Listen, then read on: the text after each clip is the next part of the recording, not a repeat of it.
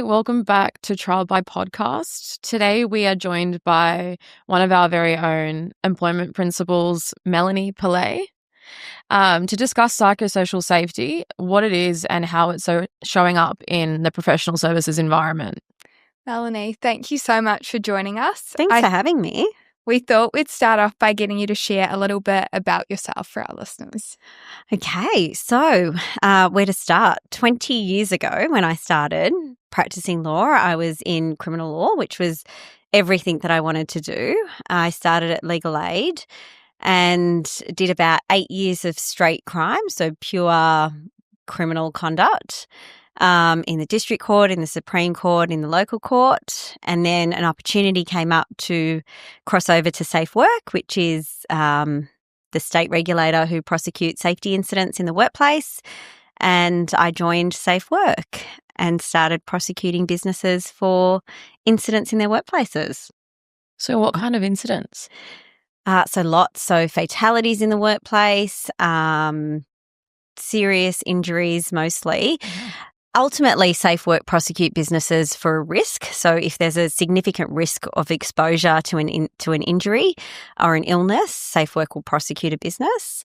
It doesn't really matter if there is actually an illness or an injury that results from the incident. It's mostly focused on the risk.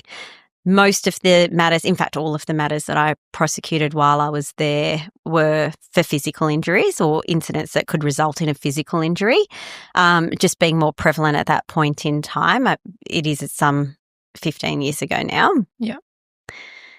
But one of the things that people don't quite realise about safety work is that it is still a criminal prosecution. It is very much, while the penalties are civil, it is a criminal investigation. It's a criminal prosecution. The standard of evidence is the same as in a criminal prosecution for an individual who, steals something or stabs somebody. It's the same sort of test. That's really interesting. I actually had someone ask me that the other day, like whether Safe Work was criminal or civil. And I didn't know. And so from there, what sort of made you turn your career and go more towards employment?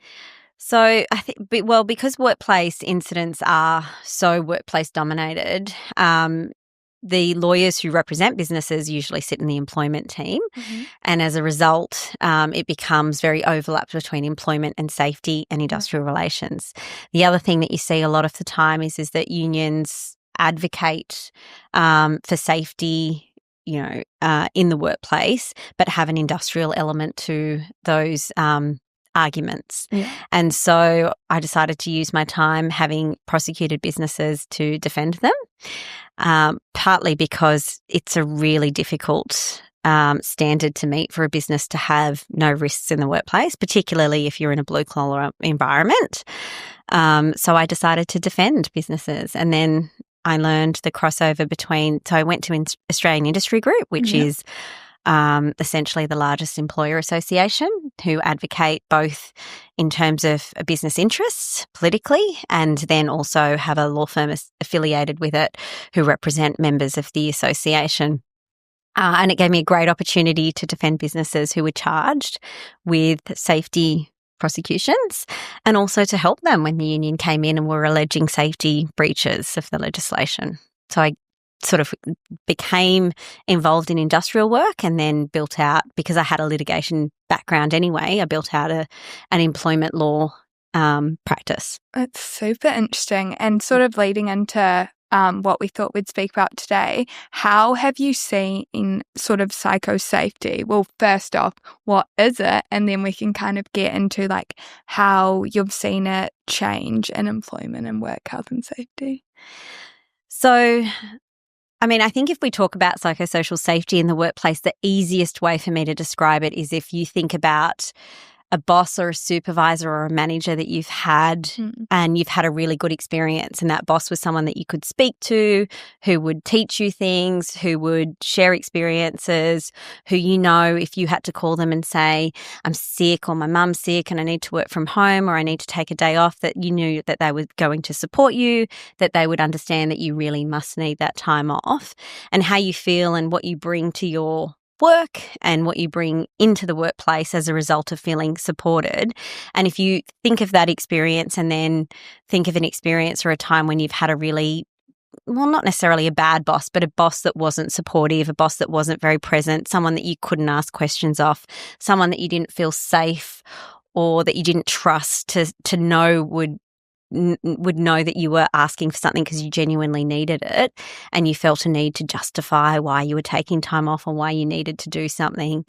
And those two very different experiences, I mean, I've had many of both, but those two very experiences mean that you present differently to the workplace, that you are going to deliver in your work in different ways. So that's probably the easiest way to explain it in a way that people will probably understand. But the reality is it's just a safe, like a psychosocial safe workplace is one that is free of risks to your mental health, one that's not going to make you feel exposed or vulnerable or untrusted or unsafe, or that you're not doing a good job and you constantly feel like you're walking on eggshells. It's basically the opposite of that. One where you can be your best self. Yeah. So how do you what do you think has brought us to this shift in focusing more on psychosocial safety? Well, that's a big question. So I think a lot of things. I think that so I attribute a lot of this to your generation. You know, there are 5 generations in the workplace, and my generation, when we came through, we didn't really ask much. We didn't speak much. We were more of the generation of do and don't be seen. Your generation are vocal. You speak up. You advocate for yourself. You don't want to be treated badly. You want to be paid properly. You have certain expectations of how people in the workplace will treat you, and you're, willing to stand up behind them and complain and advocate for them. And so I think a lot of that has brought to the forefront the fact that we have to change as a society and employers and businesses. And then I also think that what has come with that is just a learning and an education more broadly that there's a better way to do things. And then on the flip side is also there's been a massive increase in workers' compensation claims. There's been a massive increase in, psychosocial injuries in the workplace or mental illness or bullying complaints. And as a result, there has to be a change. I think government and parliament have to respond to those things. Yeah, I think it's very interesting thinking about the shift, how we, at least a while ago when we thought about risk in the workplace, I mean, we always discuss this.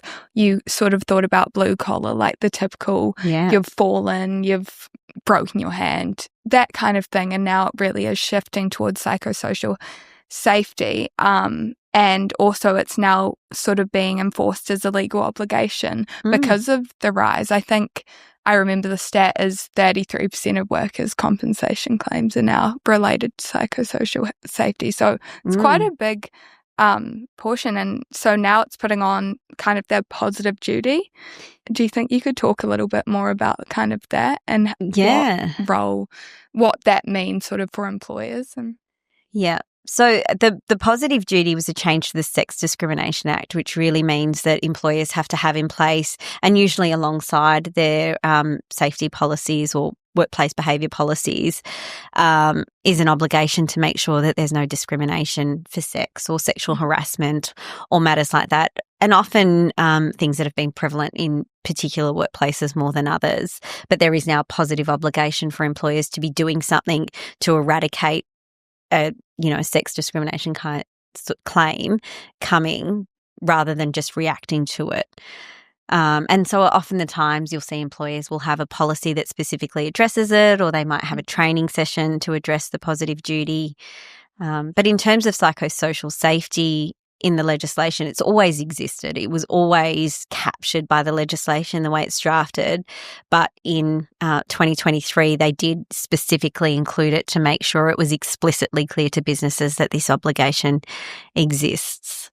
And what are some examples of psychosocial hazards that you've seen in white-collar environments? Yeah, so white-collar environments, so professional services is a little bit different to other workplaces, most of the most common psychosocial risks in the workplace will be from people. And the challenge with that is obviously it's very difficult to, well, you can't eliminate people. Yeah. So it's very difficult to minimize the risks that is created from people. And some of those risks are things like people that don't behave appropriately. So it might be that they raise their voice, they swear, they're rude, they don't deal with stress well, and they might unleash or speak in a manner that's really hurtful.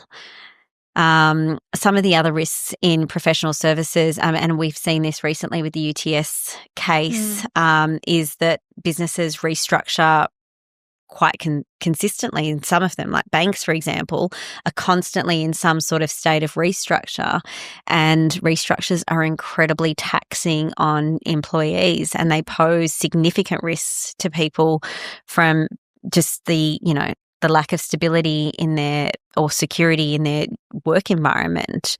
And so managing those sorts of things is really important because it does pose now a risk to their safety and their health and well-being. Some of the other things are just people that don't know what their job requires or entails. It's that they're not getting enough supervision or instruction or direction sometimes. Or it can just be that the way that a business is structured isn't clear enough so that people know what team they're sitting in. Yeah. No, thank you. So with your safe work background, that gives you a really good insight into how these processes work when there is safe work investigations. It does, yes. So how would it look like if a business isn't managing these psychosocial hazards? If a complaint is made, it triggers an investigation. What does that process look like? And how can employers avoid these situations from happening? So, I mean, there are times where you can't avoid it. You know that because we've worked on that together. You can do everything right and it's still going to happen. But it takes one employee complaint, I often say. It takes one employee to complain to Safe Work or WorkSafe in Victoria or the safety regulator in the state. And does there need to be any merit to that complaint, or it just needs to be complaints made? No, the complaint just has to be made. And look, the regulator will give a lot of leeway to an individual, partly because an individual doesn't know the standard and because they have to be treated with respect and, you have to take every complaint seriously. Yeah. So often it doesn't lack merit, but the complaint will still be taken by Safe Work or WorkSafe, and it will still be investigated as though it had merit. There's no difference. Right. And as a result, a business is put in the same position in responding, and it does trigger a series of responsibilities on a business once an investigation commences that is costly and time consuming. Yeah. How long do those investigations usually take? So they can take a while. They take a while, often depending on the inspector's schedule, and also what turns up in the process of the investigation. So the employee might have made valid or might have made complaints in the workplace whether or not they're valid. And then a WorkSafe investigator will come in, and the first thing they'll usually tell you is that this complaint has been made and this is what it involves and this is what their investigation is going to look like. And that will often be they want to check your policies to make sure that you've got a policy that addresses the behaviour or the conduct that's been complained about. They'll want to make sure that you have a process in place for employees to raise a grievance or an issue or a complaint, and that process was followed, which is often where businesses fall down because they haven't followed their own processes. And then Safe Work will make sure that in the specific complaint that process was followed. And then they'll look at things like whether you communicated to your employee, whether you said, we've now investigated it and this is the outcome, whether you've questioned witnesses or appropriate people who might be able to add value to the query in the workplace. And they might look at some other workplace practices broadly. They might look at to make sure that the employee was trained on your policies, and they might look at other employees more broadly in your workplace to confirm that they were also trained, that they know about these policies that are in place as well. And they usually will make a finding. and that finding will then be communicated. Everything can be appealed, of course, both internally and externally if an employee is unhappy with the outcome. And so as a result, that can extend the process as well, the time that it takes. And can you think of an example of how a manager might sort of spot one of these psychosocial risks before it eventuates? So I usually will say to my clients that you would already know your risks. If they're people risks, you would already know them. If not amongst the business and the teams and the people, then HR will usually know them.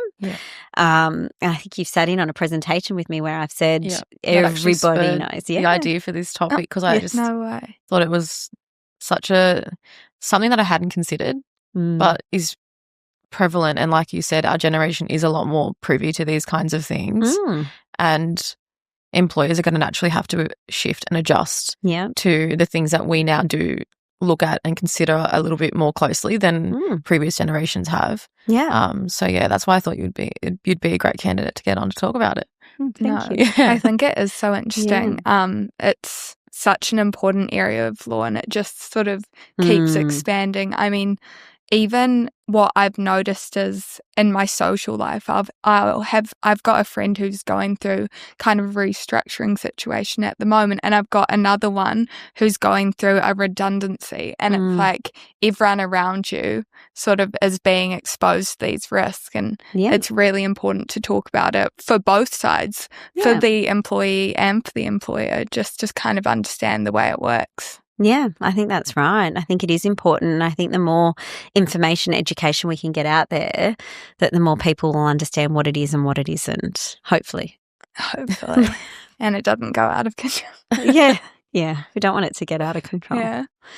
So if you had like your top 3 takeaways for, I guess, managing, go as many as you want.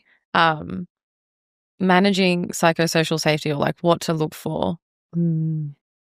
So I think the first thing I would say is don't bury your head in the sand about it. So I think there's a lot of businesses who are still trying to figure out what it is and trying to figure out if it impacts them and if it affects them. I'd say it affects everybody.